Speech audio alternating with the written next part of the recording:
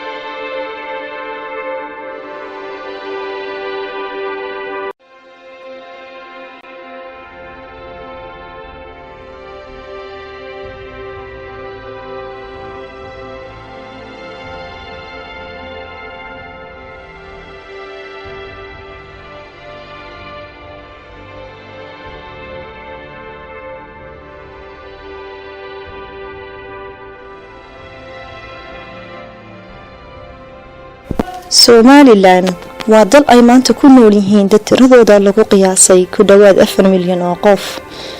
dadka Somaliland waxa ay leeyihiin sooyaal taariikheed oo aad u facweyn laga soo bilaabo qarnigii 15aad ilaa qarnigii 19aad. waxay noloshoodu u badnayd ku noolaanshaha miyiga ilaa maantana in badan oo kamid ah waxa ay weli ku nool yihiin baadiyaha ama miyiga.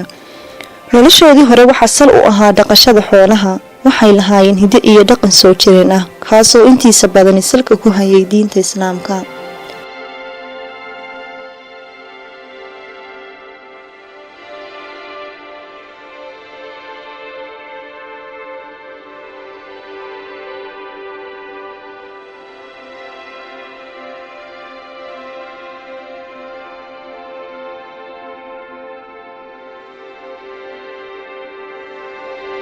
haddaba markii gumaystayaashii reer Yurub soo gaareen geeska Afrika waxaa bilaabmay magaalintii deegaamada. waxay dadkii u arkeen nolosha miyiga mid adag. waxaa marba marka ka sii dambaysa loo sii guurayay dhinaca magaalooyinka. haddaba magaalada Hargeysa oo kamid ah magaalooyinka waaweyn ee Somaliland isla markaana ah caasimadda Jamhuuriyadda Somaliland waxa ay soo martay marxalado iyo xaalado kala duwan. waxay maanta joogtaa xilligii ay ugu horumar ka fiicnayd. waxay samaysteen maamul dadku si xor oo xalaal ah u doorteen kaasi oo suuro geliyay inuu soo noqdo qaab dhismeedkii bulshadu. waxa bilaabmay goobo waxbarasho oo da'yarta lagu barbaariyo.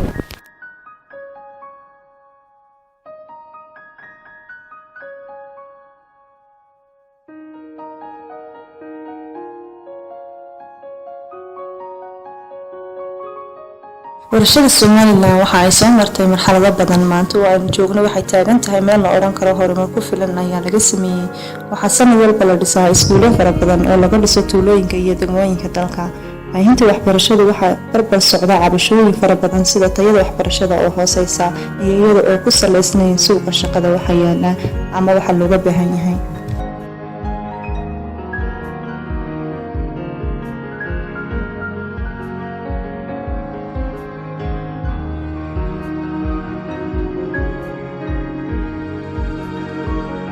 taasina dad badan waxa ay dhaliil ugu soo jeediyaan mas'uuliyiinta waxbarashada si kastoo ay ahaataba waxa Somaliland ku tallaabsatay horumar la taaban karo oo dhinaca waxbarashada waxa hirgalay sanadahan u dambeeyay nidaamka lacag la'aanta ee dugsiyada hoose dhexe mushaharka macallimiinta oo la kordhiyay walow iyada oo ay ku filayn inay kaafiso ama ay daboosho baahida waxbarashada da'yarta reer Somaliland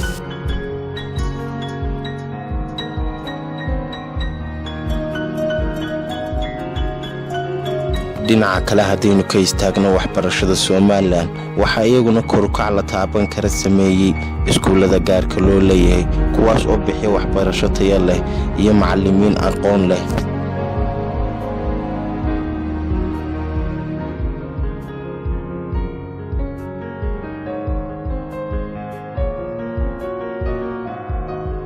laakiin qof walba oo reer Somaliland ah fursad uma helin inuu waxbarashadaas ka faa'iideysto waxaana sabab u ah iyadoo lacagta iskuuladaasi qaali tahay kuma koobna duruufta ku xeeran da'yarta Somaliland ee dhinaca waxbarashada intaas oo kaliya ee waxaa jira caqabado meelaha magaalada ka baxsan ku kooban iyo qaar magaalooyinka u gaara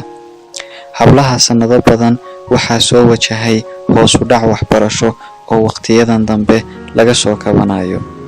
taasi waxaa ku tusinaysa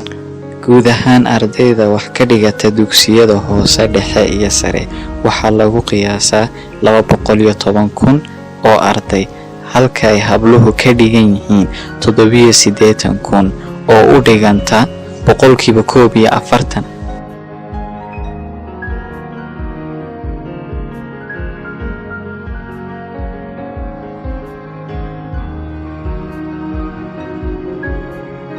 sanad walba qiyaasnaa dugsiyada sare waxa ku biira ilaa 1,000 arday qiyaastii sanad walba enrollmentka markaa jiray imtixaanka u fadhiista enrollmentka cusub aanu qaadanaa mar walba wuxuu ku soo beegmaa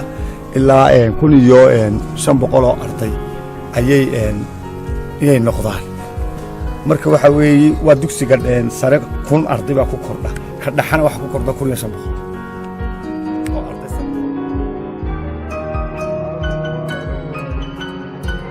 guud ahaanba dadka ku nool Somaliland waxaa lagu qiyaasaa in da'da u dhaxaysa 15 ilaa 14 oo noqonaysa 47% ragga ay yihiin kuwa wax aqrin kara waxna qori kara halka dumarka da'da u dhaxaysa 15 ilaa 24 oo 55% noqonaysa ay yihiin kuwa wax aqrin kara waxna qori kara si kastoo ahaataba waxaa kordhaysa tirada ardayda ka soo baxda dugsiyada sare iyo dugsiyada hoose dhexe sanad walba waxaana lagu qiyaasay 11,626 arday inay ka soo baxaan dugsiyada hoose dhexe halkay dugsiyada sare ka soo baxaan 5,851 arday sida lagu qiyaasay sanadkii 2012. ardayda ka soo baxda dugsiyada sare oo kordhaya darteed waxaa iyadna kor u kacday tirada jaamacadaha guud ahaan jaamacadaha Somaliland ku yaala waxaa lagu qiyaasaa 21 waxaana kulliyadaha ay bixiyaan u badan yihiin kuwa ku takhasusa arrimaha cilmiga bulshada maareynta maamulka iyo xisaabaadka sanadkii 2012 ardayda dhigata 12 jaamacadood ee ugu waaweyn dalka waxaa tiradooda lagu qiyaasay 13,752 arday waxaa taasi barbar socda isla sanadkaasi in ay ka soo qalin jabiyeen 12 kaasi jaamacadood 2,599 arday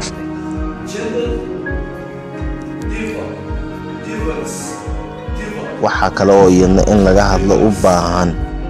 in dhalinyarta Somaliland badankood marka ay dhameystaan dugsiyada sare aanay fursad u helin inay galaan jaamacadaha dalka taasina waxaa keentay iyada oo jaamacadaha dawliga iyo kuwa gaarka loo leeyahayba lacag isku mid ah laga bixiyo.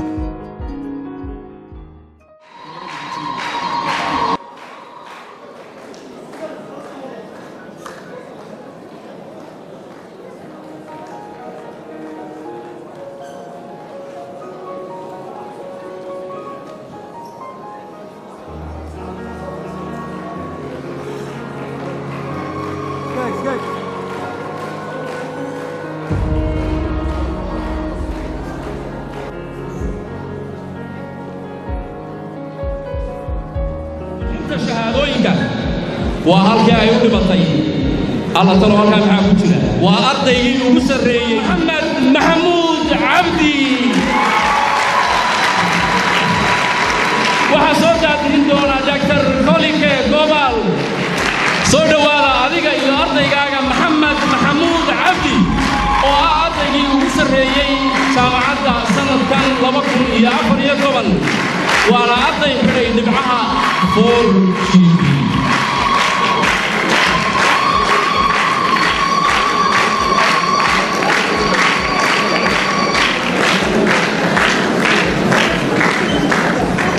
suuqa shaqada oo awoodiisa wax soo saar ee shaqada shaqaalaha ay yareyd ayaa waxa dusha ka fuulay culays kale taasi oo ah iyadoo ayna islahayn waxbarashada iyo dadka aqoonta leh ee jaamacadaha ka soo baxaya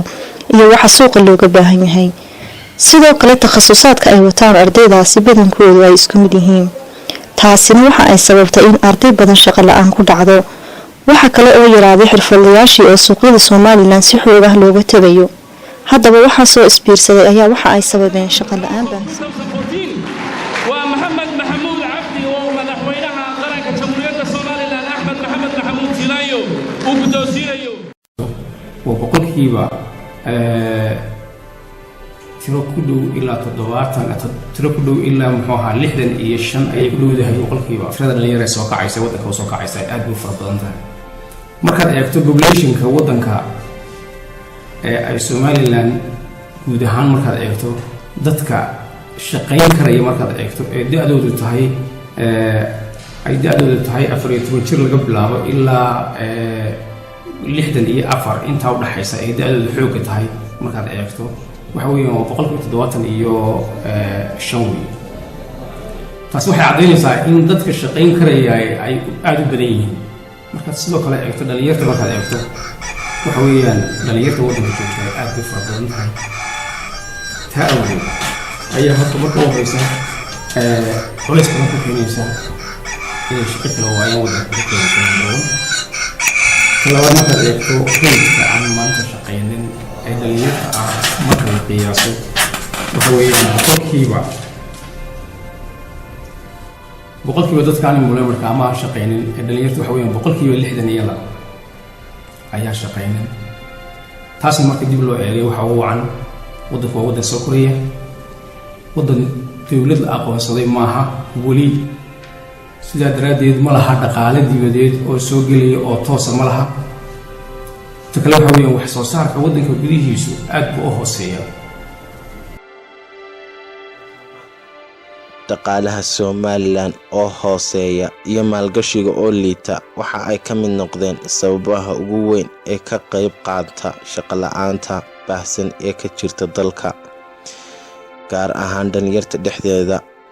waana mid ka mid ah heerarka ugu sareeya ee shaqo la'aanta caalamka waxaa lagu qiyaasaa tirada shaqo la'aanta in ay tahay boqolkiiba 70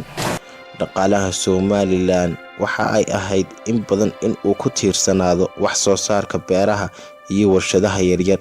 hadda dhaqaalaha Soomaaliland waxa uu in badan ku tiirsan yahay ganacsiga iyo adeegyada kala duwan ee shirkadaha isgaarsiintu bixiyaan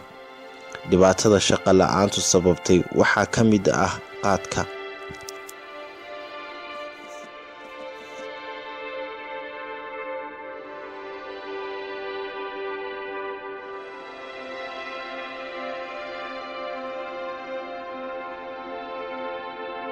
waxyaabaha ugu horreeya saamaynta ku yeelanaysa waxaa ka mid ah qofka oo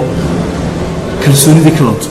waxa ay ugu yeedhaan markaa low self esteem oo ay ku yeelaan waxaa la yidhahdo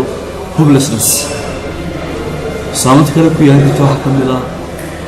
loss of income dakhligii uu heli jiray hadduu shaqayn jiray ama dakhli uu filayo inuu helayo markuu wax barto ama doonayo inuu wax soo saaro ta lafteedu waxa weeyaan loss of income dakhli ma helayo ta saddexaad waxa weeyaan saamaynta ay ku yeelanayso shaqo la'aanta bulshada ama shakhsi bulshada ka midka ah stress waxaa yidhahda isku buuq ama warwar ama tension ama wax kaloo ku yeelan karta frustration qofku wuxuu doonayo aan gaari karin hadafkiisa macnaha inuu hadaf hadduu doonayo matalan gool gaaro ama hadaf gaaro caqabado badan baa jira oo shaqo la'aanta keenaysa marka frustration bitaas keenaysa waxaa kaloo ka mid ah waxyaabaha ay qofku ama ay bulshada ku shaqo la'aanta ay bulshada ku yeelan karto negative attitude qofku oo bilmasanay wuxuu la soo baxay muddo dheer uu shaqo la'aan ay qabsato oo uu shaqo hore waayo in uu la soo baxo dabeecado negative oo aan fiicnayn oo positive ahayn waxa kaloo ka mid ah saamaynta ay ku yeelan karto bulshada qofkii oo murugooda rejection amba waxaa la worries ama anxiety waxa kaloo ka mid ah qofkii oo bulshada inteeda kale iska takoora waayo hoos waxa u dhacaya social statuskiisa maqaamka uu ka taagnaa bulshada ayaa hoos u dhacaysa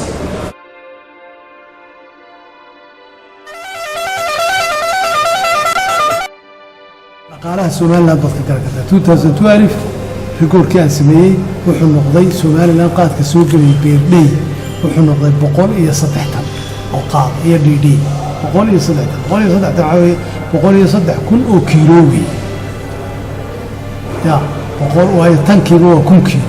103 tan marka waxay noqonayaan 103 kun oo kiilo bay noqonayaan qaad qaadkaas wuxuu kala qaybsanayaa laba qaybood 75% waa mandabka iyo bahalka la yiraahdo geedka ee khatarta ee qaaliga ee fujiska leh iyo magacyada badan marka kaasi ilaa $20 kiiloogiisu kuma yara kan kalena waa kan la yiraahdo badarta uu jibay oo isagu waxa laga $6 $7 meelaha inuu kiiloogiisu oo muujin marka la isku geeyo kiilo noqonay marka dhowrkii inta taga maray marka labada qaadsan laakiin kiiloogiisu waa isku mid oo xagga kiiloogi kana kiiloogiisa 20 kana kiiloogiisa 7 marka ka jabani boqolkii 25 ayaa ka jaban noqonay yani 103 kun ee kiilo ee qaadka 75% oo 103 kun ee kiilo 75% of that amount ayaa waxay noqonaysaa qaadkii dadarta 25% waxay noqonaysaa qaadkii qaaliga 75% waxay noqonaysaa qaadkii jabna markaynu soo celino marka aynu ku dhufano lacagtii qaadka qaaliga joogay qaadka kale u joogay almost labada mid walba wuxuu ku imanayaa waa xisaabin kartaa $500,000 ayay imanaysaa markaad xisaabiso 103 kun oo kiilo aad ku dhufato 75% waxaa kuu soo baxaya inta kiilo ee dadara inta kiilo ee dadara markaad hesho markaad ku dhufato qiimihii kiilooga dadarta oo 6 kiilo ama 7 kiilo lacag $500,000 ayaa kuu soo baxaysa beerdey qaadka aan cunaa inuu dadarta marka 103 kun ee kiilo ee qaadka ahaa aad ku dhufato 25% oo qaadka qaaliga yani 25% aad ku dhufato 103 kiilo aad ku dhufato waxa ku soo baxaya amaanka ku soo baxay markaad ku dhufato beer kiilo waa $20 waxa iyadana ku soo baxaya $500,000 lacag ku dhadhow oo iyaduna amaxay qaadka qaaliga labada marka la isku daro $1 million bay isku noqonayaan marka $1 million bay Soomaaliland ku qayraysay 2012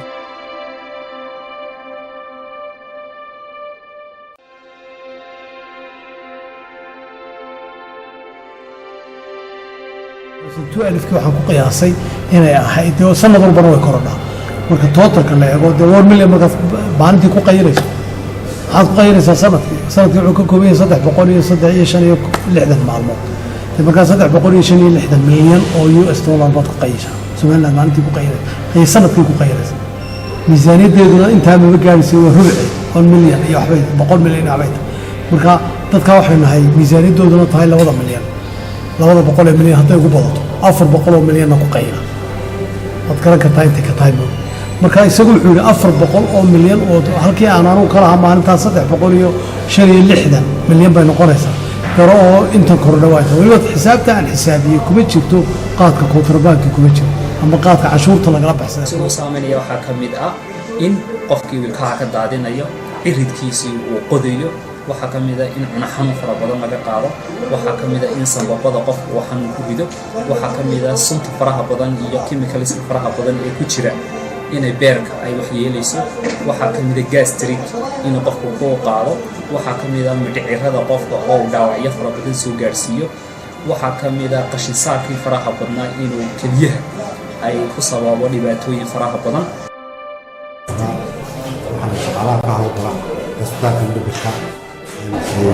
waxaa dhacda inta badan markaa waxa weeyaan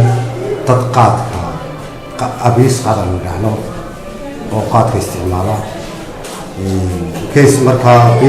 bishinkan loo keeno abiis qaadkii wuu naga tagaa oo wuu baxaa waxaana dhacda inuu haddana qaadkii markuu soo isticmaalo maalmo dabadeed haddana lagu soo celiyo boqolkiiba maanta waxaan odhan karaa dadka maanta qaadka isticmaala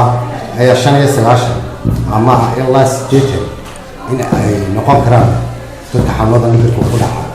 dadka isticmaala qaadka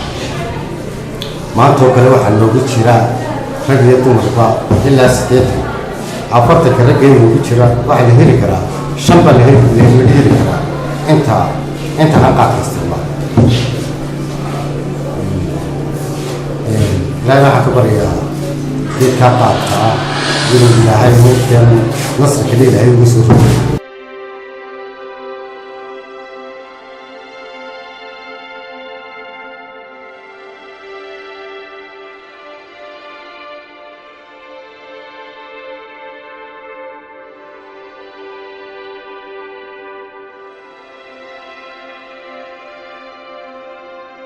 cunitaanka qaadku waxa uu masiibo ku noqday dhinac walba ood ka eegtid bulshada reer Somaliland horumarkeeda dhaqaalaheeda caafimaadkeeda iyo guud ahaanba bulshadeeda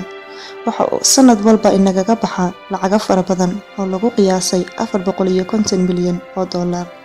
sidoo kale xarumaha dhimirka dadka ku jira hadii aad booqato 90% waxa ay u xiran yihiin balwada iyo qaadka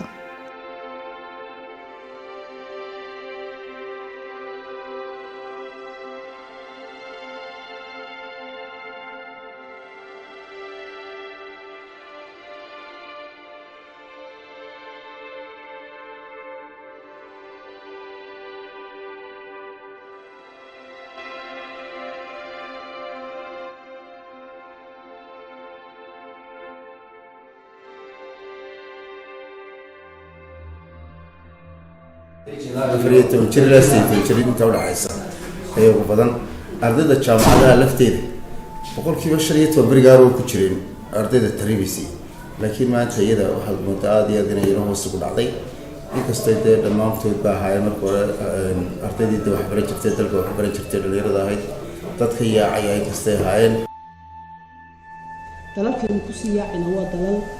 la baxay wixii khayraad ahaayeen dalkooda ku jira waxay ku xisaabtamayaan 10 sanadood ee soo socda 50 sanadood ee soo socda iyo 100 sano ee soo socda in ay ka fakiraan maxaan ku dhaday meesha wax soo saar ka heli lahaayeen si aan warshadahooda isku taagin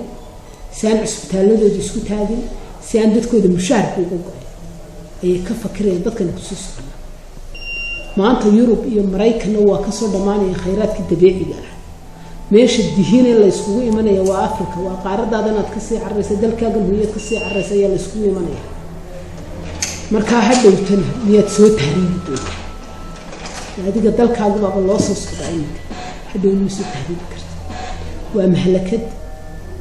waxa weeyaan dhaqaale burburis $10,000 iyo $20,000 bay dadka qaar ku gaarayaan meeshay tagayaan oo ehel iyo aqri iyo buulashi la gelayay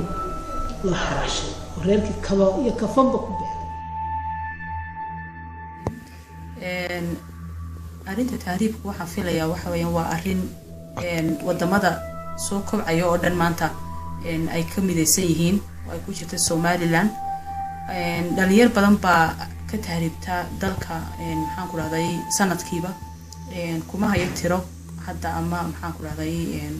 inta numberka taariibayaashu ay yihiin laakiin waa arin ku leh bulshada Somaliland saameyn togan iyo mid tabanba saameynta taban ay ku leedahay waxa weeyaan dalku wuxuu luminayaa xuduudii dalkani uu lahaa waxa ka baxay xoogii dalka waxa ka tagay dhalinyartii wuxuu noqday meel hadhow toole ay fadhiisan doonaan waraabuhu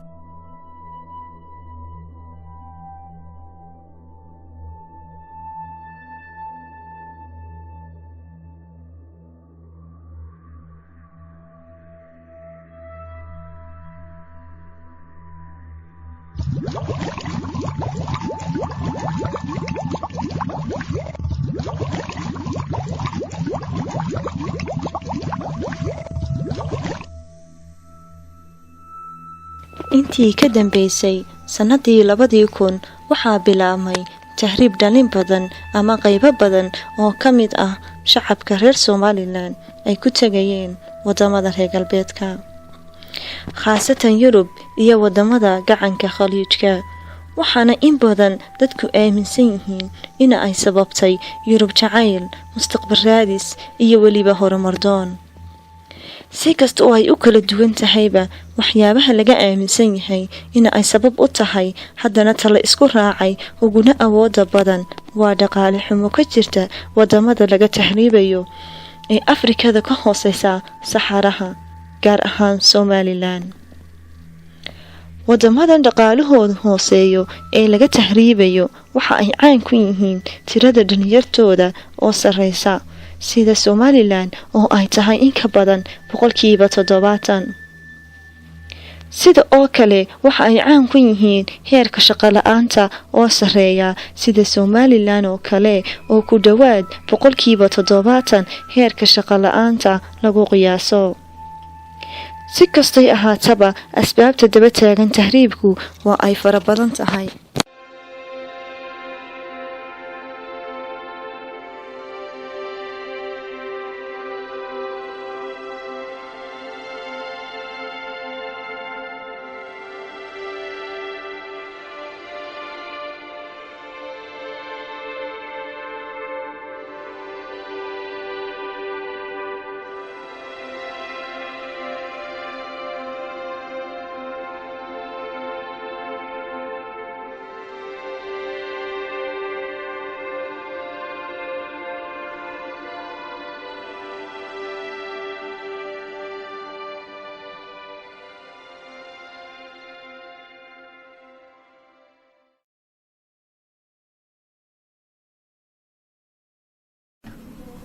تهريب لبدي كوريا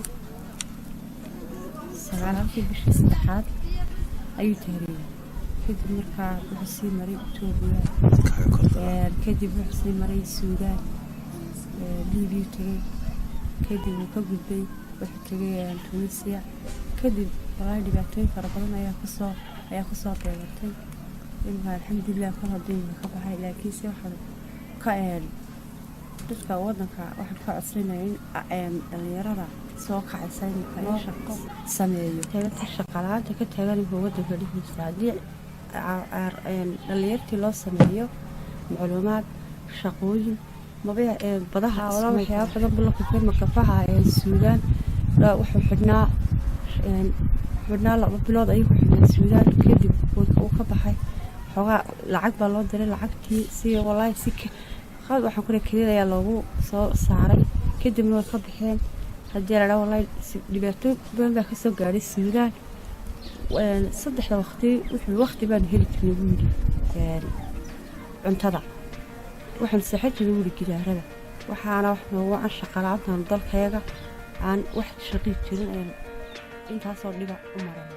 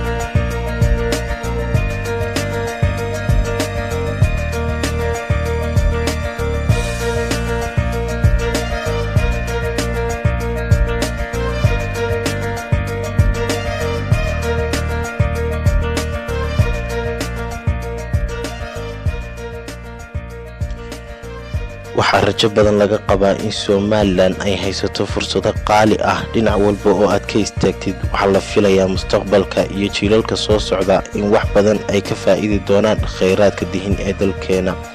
waxa aan wada ognahay in ay jiraan fursado badan oo kale oo u baahan in laga faa'iideeyo oo loo raadiyo maalgashi dibadeed iyo mid gudaha ah.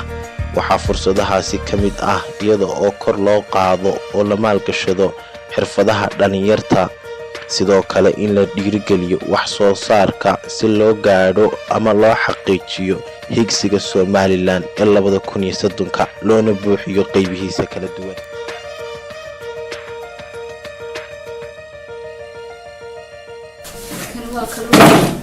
kalluun khudaar leh halkan waxaan soo bandhignay cuntooyin aad iyo aad u cajiib ah iskuna dheeli tiran faytamiino iyo lagana heli karo waxyaabo kale. kan waa kalluun khudaar leh oo khudaar lagu daray. kanuna waxa weeyaan bariiskii. kan waa kalluun mashwi. kan waa kalluun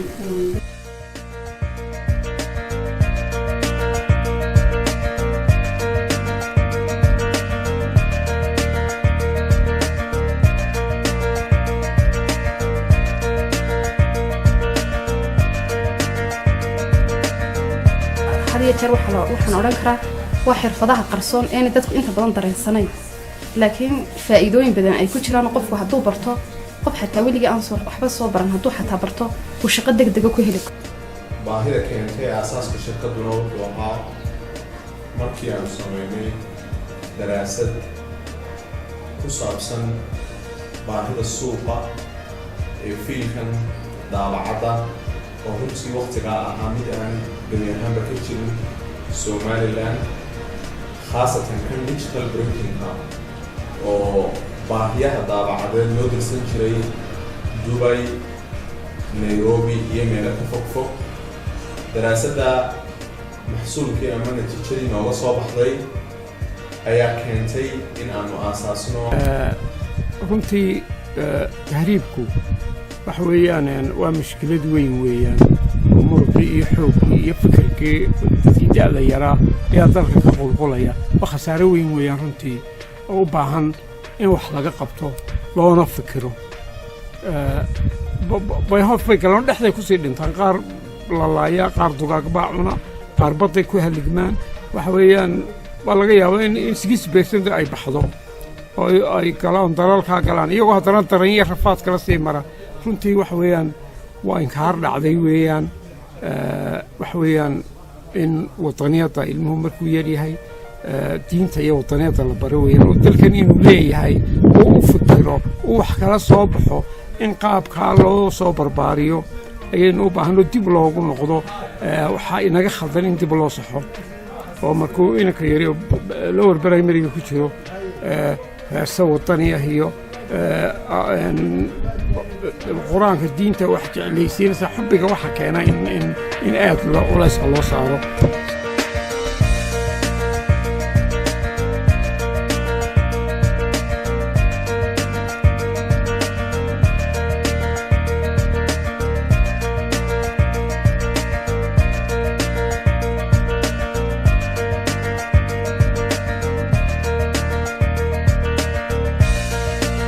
waxay marki doontaan mustaqbalkii dalka idinka arag annagu dee ragga waaweyn baan maantana waxaan ku talinayaa maanta idinkay mudhahiidiin bislaanayaa yaa mudhihiina bislaano nin waliba guntiga dhiisha iskaga dhigo si aad u shaqaysan lahayd waddankaaga uga shaqaysan lahayd ee wax uga qabsan lahayd eed wax ugu qaban lahayd yeel. laakiin ha ku timaniin oo ha ku fakerin dal kale oo Yurub oo iyago maantana waxba hayn oo laga soo socdo oo inaga laynagu soo socdo khayraadkiina lagu soo socdo dalkiina lagu soo socdo